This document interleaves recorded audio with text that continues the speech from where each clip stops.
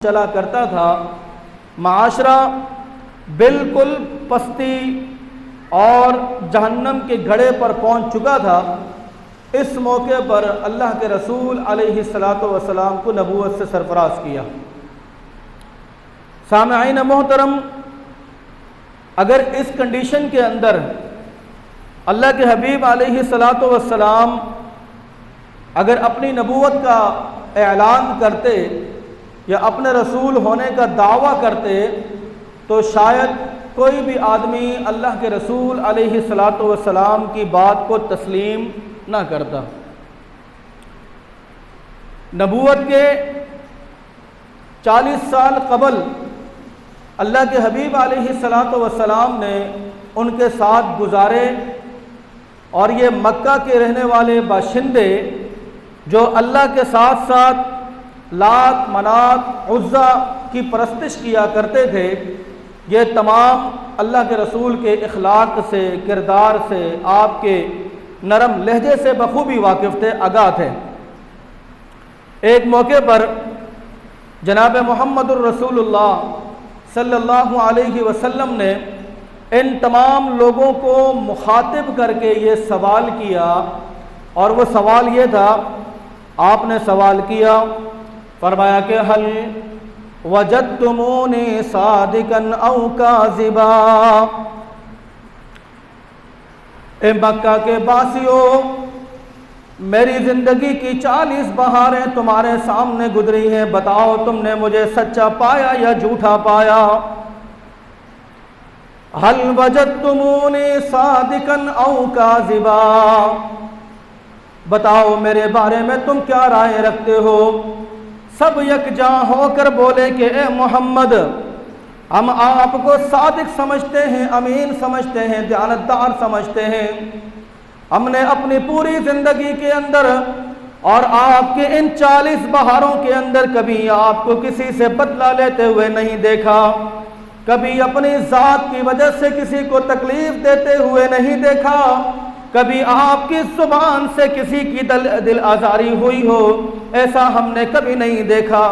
हम तो हर हाल में आपको सादिक व अमीन समझते हैं। ये सवाल नबूवत से पहले का है, नबूवत के बाद का नहीं है। सब यकजा होकर बोले, अल्लाह के हबीब, हम हर हाल में आपको सादिक समझते हैं, अमीन समझते हैं। अल्लाह के रसूल अलैहिस्सलातु वस्सलाम ने इनको मुखातिब करके कहा कि मेरी अमानत की, दयानत की, सदाकत की, मेरे इखलाक की गवाही तुम दे चुके हो। मेरा कैरेक्टर, मेरा किरदार, मेरी ज़िंदगी की ज़मानत तुम दे चुके हो, तस्दीक तुम कर चुके हो।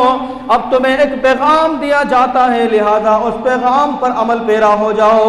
फरमाया कि या अय्युहन्नास क़ूलू ला इलाहा इल्लल्लाह तुफ़्लिहून। ए लोगो, कलमा तैयबा का इकरार कर लो। लात, मनात और उज़्ज़ा जिनको तुम अपने माबूद बनाए बैठे हो, अल्लाह के सिवा जिनको तुम पुकारते हो, जिनसे तुम मदद मांगते हो, चाहे वो नबियों में से हो, वलियों में से हो, चाहे वो कुतुब में से हो, अब्दाल में से हो, चाहे वो दुनिया की बड़ी सी बड़ी हस्ती क्यों ना हो, इन तमाम चीज़ों का इनकार कर दो। उसके बाद अल्लाह रब्बुल आलमीन की वहदानियत का इकरार कर लो। तुफ़्लिहून, कामयाब हो जाओगे। तमलिकुल अरब वल अजम, सिर्फ कामयाब ही नहीं होगे बल्कि तुम अरब के भी बादशाह और अजम के भी बादशाह बन जाओगे। ये सुनना था। सुनने के बाद आपसे ज़्यादा मोहब्बत करने वाला, आपकी पैदाइश पे जश्न मनाने वाला, आपकी पैदाइश पर खुश होने वाला आपका चचा अबू लहब कहने लगा कि मोहम्मद, तूने हमें बेमकसद बात के लिए यहाँ पर जमा किया, आप पर पत्थर बरसाने वाला और कोई नहीं।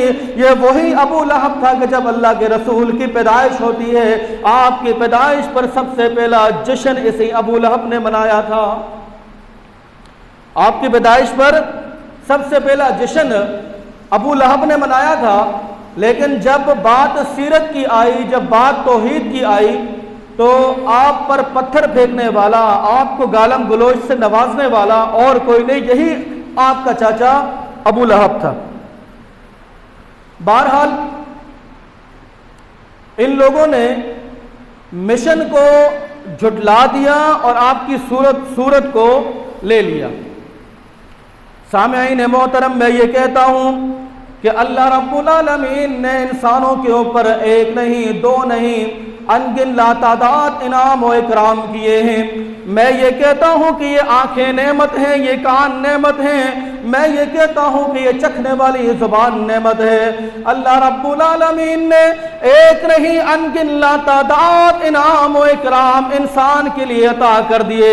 ज़मीन और आसमान, चांद और सूरज, गर्मी का और सर्दी का आना जाना, दिन और रात का, हवाओं का चलना, ये सारी की सारी नेमतें अल्लाह रब्बुल आलमीन ने इंसान को अता की।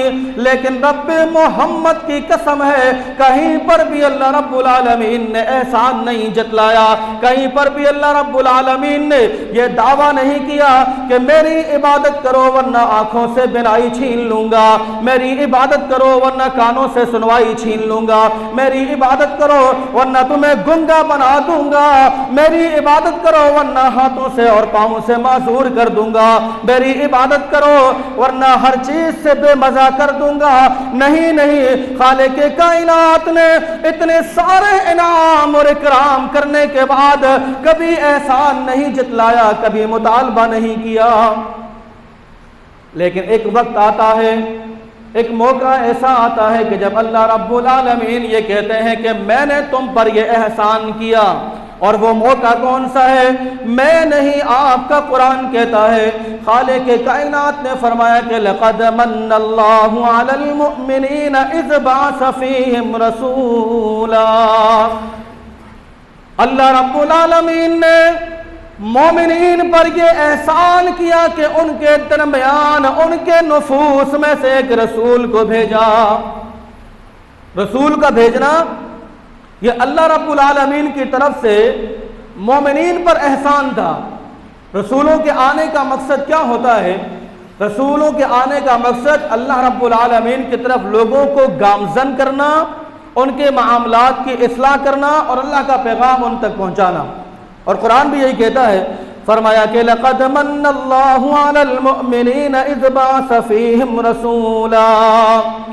तुम आमालों के एतबार से बिल्कुल जहन्नम के गड़े पर थे, तुम्हारे इखलाक बिल्कुल बिगड़ चुके थे, किरदार के एतबार से तुम जीरो पर आ चुके थे।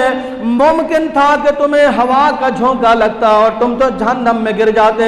मैंने तुम पर यह एहसान किया, तुम्हारे दरमियान रसूल भेजा मिन अनफुसिहिम, जो तुम्हारी जुबान का था, तुम्हारी कौम का था, तुम में ही रहने वाला था।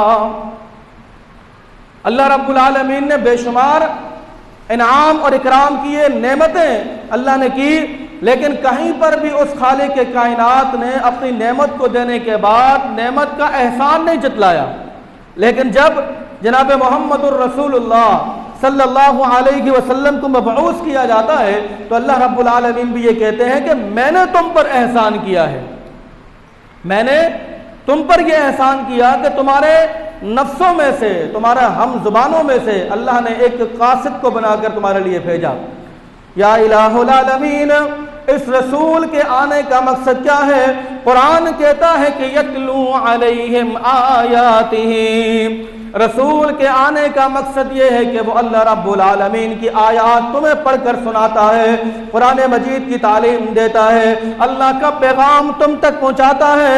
व युअल्लिमुहुमुल किताब वल हिकमा, और इसके साथ साथ वो तुम्हें किताब की तालीम भी देता है और हिकमत और दनाई की बातें भी बताता है। व इन कानू मिन क़ब्लु लफ़ी ज़लालिम मुबीन। अल्लाह के रसूल के आने से पहले तुम वाज़े तौर पर गुमराहियों के अंदर गिर चुके थे। सामईन मोहतरम, माह रबीउल अव्वल का आगाज हो चुका है। इस माह के अंदर जनाब मोहम्मदुर रसूलुल्लाह सल्लल्लाहु अलैहि वसल्लम दुनिया के अंदर तशरीफ लेकर आए, लेकिन यही वो माह मुकद्दस है।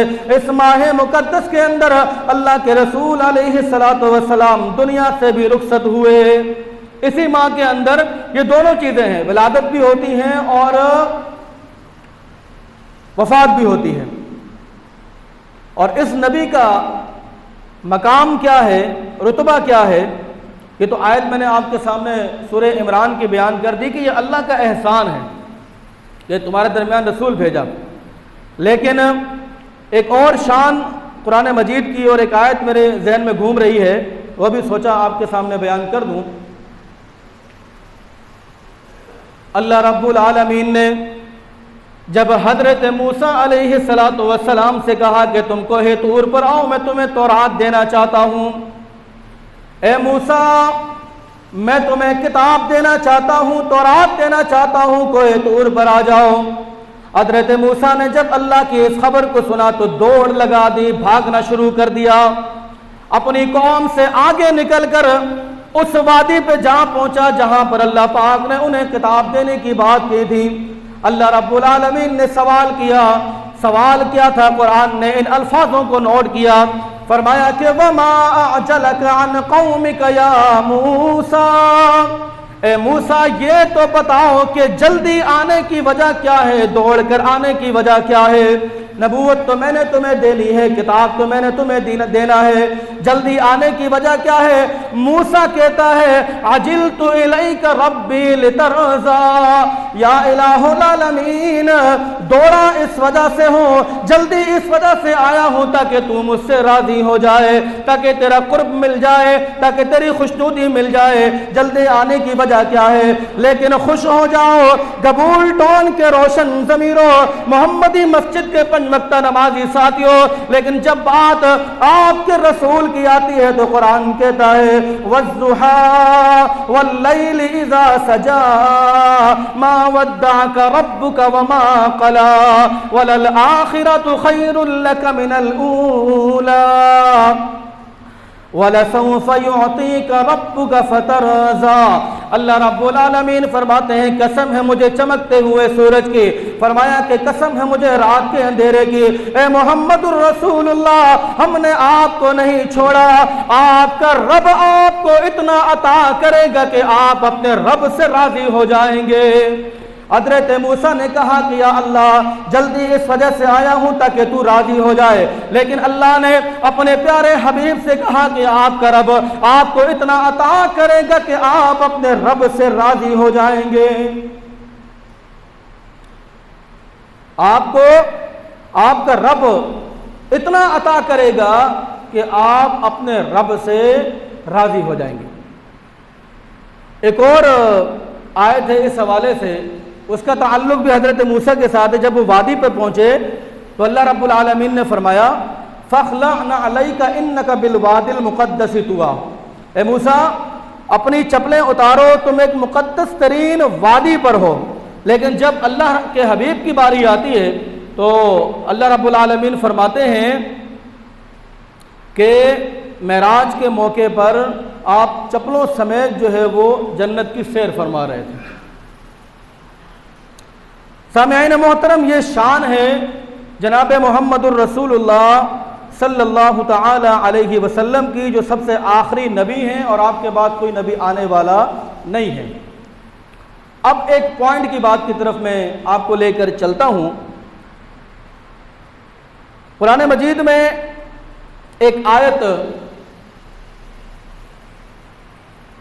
मुख्तलिफ मौज़ूआत के साथ टुकड़ों की शक्ल में, लेकिन मकसद एक ही है, आगे पीछे कुछ और, मकसद एक ही है, उसको बार बार अल्लाह रब्बुल आलमीन बयान करता है। और इस पर एक हदीस है। माह रबीउल अव्वल के आगाज होने के साथ ही गली मोहल्लों के अंदर, शहरों के अंदर हम अपनी मोहब्बत का इजहार करते हैं। और हमारी मोहब्बत का इजहार किस तरह होता है? या तो हम चिरागा जलाते हैं, या तो हम झंडियाँ लगाते हैं, या तो हम लाइटों का बंदोबस्त करते हैं। अपनी मोहब्बत का लोग इजहार करते हैं कि हम अल्लाह के रसूल अलैहिस्सलातु वस्सलाम के मुहिब हैं, आपसे मोहब्बत करने वाले हैं। अंदाज हर किसी का अपना अपना होता है। एक अंदाज कुरान मजीद ने बयान किया है अल्लाह के रसूल अलैहिस्सलातु वस्सलाम से मोहब्बत के हवाले से। मैं बिल्कुल इस चीज़ की मुखालफत नहीं करता, आप बिलाशुबा झंडियाँ लगाएं, चिरागा करें, रोशनी लगाएं, बल्ब जलाएं, जो मर्जी आपने करना है आप करें। मैं सिर्फ कुरान मजीद का एक उसलूब आपके सामने रखना चाहता हूँ कि अल्लाह ने भी मोहब्बत की बात की है, और अल्लाह ने जो मोहब्बत की बात की है सहाबा कराम ने उसको सेलिब्रेट किस तरह किया है। हमारी मोहब्बत तो ये है कि रबीउल अव्वल के आगाज़ होने के साथ ही हम चरागा करते हैं, रोशनियाँ करते हैं, जलाते हैं, लाइटें, ढोल धमाका, उसमें धमाल भी डाले जाते हैं। पिछले साल माशाल्लाह हूर को पेश किया और उसी के अंदर शैतान को भी पेश किया। वो शैतान के जो जश्न नहीं मनाता उसको मसनूई तौर पर जंजीरों के अंदर जकड़ कर पेश किया गया कि यह वो शैतान है, और जो लोग जश्न मनाते हैं उनको ये कॉन्सेप्ट दिया गया कि एक बेपर्दा औरत को माशरे के अंदर लाकर कहा कि ये हूर है, जो मोहब्बत करेगा इसको हूर मिलेगी। बहरहाल ये अंदाज है लोगों का अपना अपना, सही है। कुरान मजीद एक अंदाज बयान करता है कि अल्लाह के रसूल अलैहिस्सलातु वस्सलाम से मोहब्बत किस पैमाने पर होनी चाहिए और कैसी होनी चाहिए। मैं फिर ये कह रहा हूं कि भाई मैं इन चीज़ की मुखालफत नहीं करता कि आप दबा के करें, मसला नहीं, लेकिन कुरान का एक उसलूब बयान करना चाह रहा हूं। एक सहाबी रसूल जनाब मोहम्मद रसूलुल्लाह सल्लल्लाहु अलैहि वसल्लम के पास आते हैं और आकर कहते हैं कि या रसूल अल्लाह सल्लल्लाहु अलैहि वसल्लम, मुझे आपसे बड़ी मोहब्बत है, मैं आपसे बेतहाशा मोहब्बत करता हूँ। अल्लाह के रसूल को कहना चाहिए था कि ए मेरे सहाबी, तू मुझसे मोहब्बत करता है, तू भी लाइटें लगा, तू भी चरागा जला, तू भी रोशनी कर, तू भी नाच गाना कर, ढोल बजा, धमाल डाल, ये कहना चाहिए था, मगर ऐसा नहीं कहा। अल्लाह के रसूल अलैहिस्सलातु वस्सलाम ने जब इस साहबी रसूल की गुफ्तगू सुनी कि मैं आपसे मोहब्बत करता हूँ, मैं आपसे मोहब्बत करता हूँ और इस मोहब्बत को मैं सेलिब्रेट किस तरह करूँ, मैं मनाऊँ किस तरह, तो कुरान मजीद में इस सहाबी रसूल की इस बात को सुनने के बाद अल्लाह ने कुरान मजीद के अंदर आयत नाज़िल फरमाई कि सहाबी इस तरह करो। और तरीका किस तरह था? फरमाया कि वमन युतिअल्लाह वर रसूल फउलाइका मअल्लज़ीना अनअम अल्लाहु अलैहिम मिनन नबिय्यीन वस्सिद्दीक़ीन वश्शुहदा वस्सालिहीन व हसुन उलाइका रफ़ीक़ा। एक और आयत ले लीजिए, अल्लाह रब्बुल आलमीन फरमाते हैं कि कुल इन कुंतुम तुहिब्बून अल्लाह, अगर तुम चाहते हो कि अल्लाह तुमसे मोहब्बत करे, अगर तुम ये चाहते हो कि अल्लाह तुमसे मोहब्बत करे, क्या तुम अल्लाह से मोहब्बत करते हो? तो हाँ या अल्लाह, अब मोहब्बत करते हैं तो इसका सेलिब्रेट इस तरह होगा कि फत्तबिऊनी, तुम्हें मुझ मोहम्मद की पैरवी करनी पड़ेगी। हम लाख जश्न मनाए, नमाज हमसे पढ़ी जाती नहीं है, हम तमाम बुराइयों के अंदर मसरूफ और मगन हैं, लेकिन इश्क रसूल अपनी जगह पर जिंदा है। हम चरागा भी करेंगे, लाइटें भी जलाएंगे, हम शोर शराबा भी करेंगे, लेकिन जब नमाज का वक्त होगा तो हम नमाज के लिए नहीं आएंगे। आप खुद अपने दिल पे इस बात का फैसला कर लीजिए, सवाल करिए कि कल क़यामत के रोज क्या आपसे नमाज के मुताल्लिक सवाल नहीं किया जाएगा? क्या आपसे हुकूक के मुताल्लिक सवाल नहीं किया जाएगा? क्या पड़ोसियों के हवाले से सवाल नहीं किया जाएगा? जरूर किया जाएगा, लेकिन रब मोहम्मद की कसम है, अल्लाह कभी ये आपसे नहीं पूछेगा कि तुमने मेरे नबी की पैदाइश पर जश्न क्यों नहीं मनाया, मेरे नबी की पैदाइश पर तुमने भंगड़े क्यों नहीं डाले, मेरे नबी की पैदाइश पर तुमने धमाल क्यों नहीं डाला। हाँ, ये जरूर पूछा जाएगा कि मैंने रसूल को भेजा, तुमने रसूल को कितना फॉलो किया, रसूल की बात पर तुम कितना अमल पेरा हुए, इस चीज के बारे में सवाल किया जाएगा। एक हदीस इसी हवाले से और ले लीजिए, इसका ताल्लुक भी मोहब्बत के साथ है। जिस तरह कुरान ने कहा कि कुल इन कुंतुम तुहिब्बून अल्लाह, आयतें हैं भाई, आयतें हैं, कुल इन कुंतुम तुहिब्बून अल्लाह, अगर तुम चाहते हो कि अल्लाह तुमसे मोहब्बत करे तो फत्तबिऊनी, तुमको चाहिए कि तुम मुझ मोहम्मद की पैरवी करो। इससे क्या होगा? युहब्बिबकुमुल्लाह, अल्लाह तुमसे मोहब्बत करेगा, वयग़फिर लकुम ज़ुनूबकुम, तुम्हारी खताओं को माफ करेगा और तुम्हें जीने का रंग और ढंग सिखाएगा, तरीका सिखाएगा। तो सेलिब्रेशन, अल्लाह की मोहब्बत, अल्लाह के नबी से मोहब्बत का इजहार कुरान भी करता है, लेकिन हमारी मोहब्बत के अंदर और कुरान की मोहब्बत के अंदर जो तरीक़ाकार है वो थोड़ा सा मुख्तलिफ है। हम अपनी मोहब्बत का जो इजहार करते हैं वो ढोल की थाप पर करते हैं, जिससे अल्लाह के रसूल ने मना किया है। हम अपनी मोहब्बत का इजहार करते हैं बांसुरी की सूरत में, जिससे अल्लाह के रसूल ने मना किया है। हमारी मोहब्बत का इजहार होता है सुरंगी की सूरत में, जिससे अल्लाह के रसूल ने मना किया है। हम एक तो मोहब्बत का दावा भी कर रहे हैं और दूसरी तरफ वो तमाम काम कर रहे हैं जिससे अल्लाह और उसके रसूल सल्लल्लाहु अलैहि वसल्लम की नाफरमानी आती है। तो मुझे बताएं यार कि फिर ऐसी मोहब्बत क्या अल्लाह के यहाँ काबिल मकबूल है? क्या अल्लाह ऐसी मोहब्बत को कबूल करता है? और इसी माह के अंदर मेरे मोहतरम भाइयों, दोस्तों, बुजुर्गों, बस ये आपके 2 से 3 मिनट, और इसी माह मुक़द्दस के अंदर, इसी माह मुबारक के अंदर अल्लाह के रसूल अलैहिस्सलातु वस्सलाम की पैदाइश में इख्तलाफ के किस तारीख को हुए हैं, लेकिन इसी माह के अंदर अल्लाह के रसूल अलैहिस्सलातु वस्सलाम की वफ़ात भी है। आप दुनिया से रुखसत भी हुए हैं और अल्लाह के रसूल सल्लल्लाहु अलैहि वसल्लम के दुनिया से रुखसत होना ये इतना बड़ा गम था सहाबा इकराम के लिए। हम तो इस चीज़ को नहीं समझ पाते, ना महसूस कर सकते हैं कि इतना बड़ा गम था कि सहाबा इकराम ने खाने पीने को तर्क कर दिया था। हज़रत बिलाल हबशी रज़ी अल्लाह तआला अन्हु के बारे में आता है, आज सुबह एक हदीस पढ़ी, फरमाया कि जब अल्लाह के रसूल को सुपुर्द खाक कर दिया गया और ये असर का वक्त था, तो जैसे मगरिब का वक्त शुरू हुआ तो आवाज दी गई कि ऐनल बिलाल, बिलाल कहाँ है? तो बिलाल नजर ही नहीं आ रहे, बिलाल नजर ही नहीं आ रहे, क्योंकि हजरत बिलाल ही अजान दिया करते थे, तो बिलाल नजर नहीं आ रहे। और सहाबा कराम फिर उनको तलाश करने के लिए निकले, जाके बिलाल को कहा कि भाई मगरिब की अजान का वक्त है, तुम अजान नहीं दे रहे। बिलाल कहने लगे भीगी आंखों के साथ कि अब मैं अशहदु अन्ना मुहम्मद रसूलुल्लाह कहकर किसके चेहरे की तरफ देखूंगा? मुझे मोहम्मद रसूलुल्लाह का चेहरा नजर ही नहीं आता है, तो मैं किसकी तरफ देखूंगा? तो लिहाजा मुझे अजान का ना कहो। और भाइयों, गम इतना शदीद था कि सहाबा कराम ने मशवरा करके कम से कम 6-8 महीने के लिए हजरत बिलाल को उस शहर से जाने के लिए उस शहर से रुखसत कर दिया था। मदीने से बिलाल को रुखसत कर दिया था कि आप 6 महीने तक जो है ना मदीना के अंदर ना रहें, क्योंकि आपकी हालत ऐसी है कि आपकी हालत को देखकर दीगर सहाबा इकराम जो है वो गमज़दा हो जाते हैं, रंजीदा हो जाते हैं, लिहाजा आप यहाँ से कूच कर जाएं 6-8 महीने के लिए।